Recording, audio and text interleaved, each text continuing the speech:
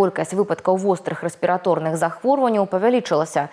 Аднак гэта штогод характэрна для восеньскага сезона. Прычына ў тым, што ў гэты час калектывы збіраюцца разам пасля водпускаў, у тым ліку школьныя. Тым не менш, на сёння эпідэмічныя парогі захворвання не перавышаныя, а таму самы час подумать о профилактике. В настоящий момент в Гомельскую область уже поступила вакцина для профилактики гриппа. Вакцинироваться можно в поликлиниках по месту жительства. Есть вакцина как бесплатная Гриппол плюс, так и вакцина на платной основе. На сегодняшний день это Инфлювак Тетра. Можно обратиться и при отсутствии противопоказаний вакцинироваться в день обращения. Основным противопоказанием для вакцинации против гриппа, также, можно сказать, и коронавирусной инфекции, это острое заболевание в момент вакцинации.